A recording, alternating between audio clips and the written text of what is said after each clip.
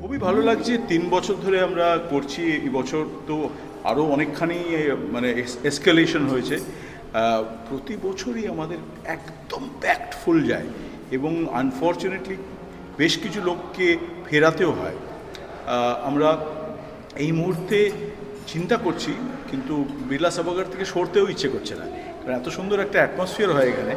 কিন্তু আর্টিস্ট যে কিউরেশনটা আমি চেষ্টা করেছি করতে, খুব ভেরিয়েশন রাখার চেষ্টা করেছি, যে কারণে লোকের ভালো লাগে শুনতে। এখানে north Indian classical, south Indian classical, Bharatanatyam, Kathak, বিভিন্ন ডান্স ফর্ম, তার সঙ্গে এই বছর গজল ইনক্লুডেড হলো, আবার পারকাশন শো যেরকম কালকে আমি আর তৌফিক ভাই করছি। সব রকম মিউজিক্যাল কনসার্টস যেগুলো কিন্তু ক্লাসিক্যালি বেসড, সেগুলো আমরা নাদে পেশ করি। তো দারুণ সাড়া, এবং as you can all see একটা সিট খালি নেই। তো খুব ভালো লাগছে যে মানুষ এখনও ভালো গান বাজনা শুনতে ইচ্ছুক এবং আসছে দলে দলে।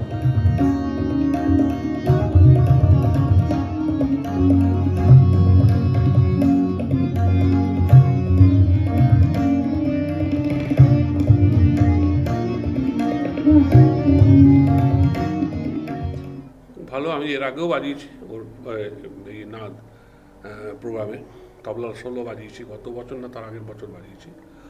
ভালো, খুব সুন্দরভাবে ভেবেচিন্তেই ও করে, আর যেহেতু নিজে মিউজিশিয়ান, একটা অসাধারণ মিউজিশিয়ান, সুতরাং ভেবেচিন্তেই কাজ করে। তো অটোমেটিক্যালি অন্তত সঙ্গীত বা মিউজিকের দিক থেকে খুবই উৎকৃষ্ট, এইটুকু বলতে পারি।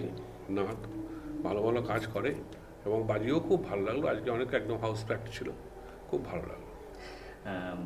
বোঝাই যাচ্ছে একদম হল একদম পুরো পরিপূর্ণ, পরিপূর্ণ।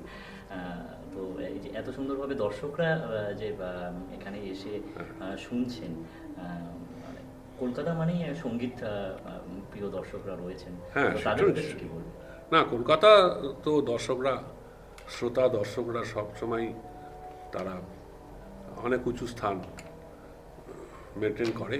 কিন্তু ঘটনা সব থেকে বড়ো কথা হচ্ছে যে কখনো কখনো আমরা পথ থেকে সরে যাই, অর্থাৎ কখনো কখনো কিছু কিছু অনুষ্ঠানে আমরা দেখি যে লোক আসতে পারেনি, মানুষ অবশ্য অনেক রকম অসুবিধে থাকে, কিন্তু তা সত্ত্বেও মানুষ যে দৌড়ে দৌড়ে আসে, অল্প সংখ্যক হলেও আসে, সেটাই তো সব থেকে বড়ো কথা। এই হচ্ছে কথা।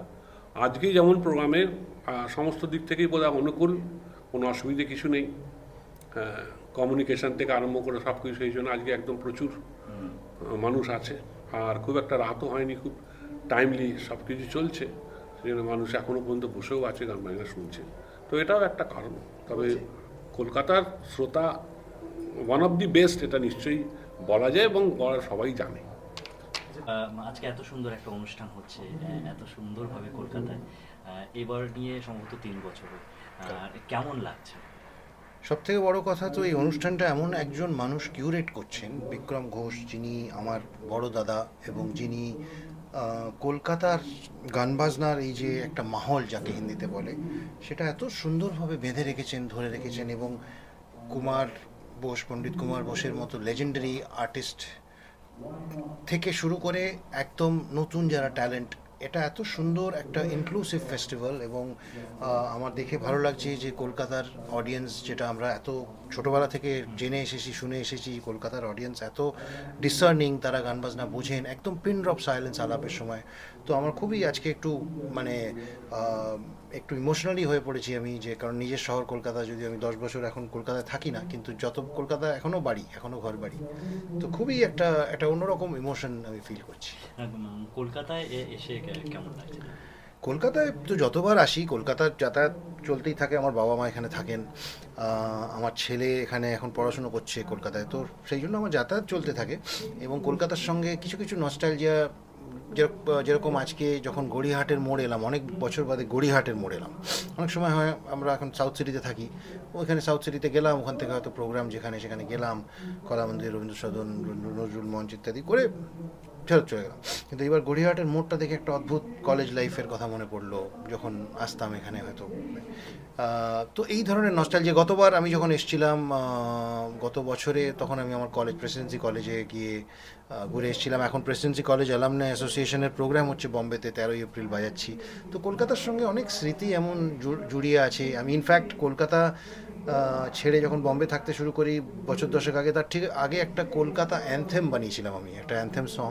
সেটা কোনোদিন আজ অব্দি রিলিজ করা হয়নি, এইবার ভাবছি রিলিজ করব। তাতে শ্রেয়া ঘোষাল, তাতে প্রয়াত উস্তাদ রাশিদ খান সাহেব, তো ওনাকে এখনও প্রয়াত বলতেই খারাপ লাগে, তো উনি আছেন, শান আছেন, বিভিন্ন, প্লাস আমাদের রূপঙ্কর দা, আমাদের রাঘব, তারপরে এখানকার যত দিকপাল, কৌশিকী ওটাতে গিয়েছে। তো আমরা যেরকম কৌশিকীর সঙ্গে আমার একটা ছোটোবেলার বন্ধুত্ব, এবং এখন আই এম সো প্রাউড যে Kaushiki is such a superstar, এবং আমাদের বন্ধুত্ব এখনও আছে। এখনও আমার ফাউন্ডেশনের প্রোগ্রামে কিছুদিন আগে এসে কৌশিকী গিয়ে গেছে।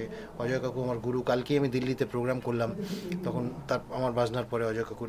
তো এই যে ইমোশন, এই যে সেন্টিমেন্ট, যে কথাগুলো কুমার কাকু বলছিলেন, এগুলো একটা বাঙালির কাছে একটা স্পেশাল ভ্যালু আছে। শেষে সঙ্গীত জগতের দর্শকদের কি বলবে? সঙ্গীত জগতের দর্শকদের আমি এই বলবো যে, এক তো সঙ্গীত তে কোনো বাজ বিচার হয় না।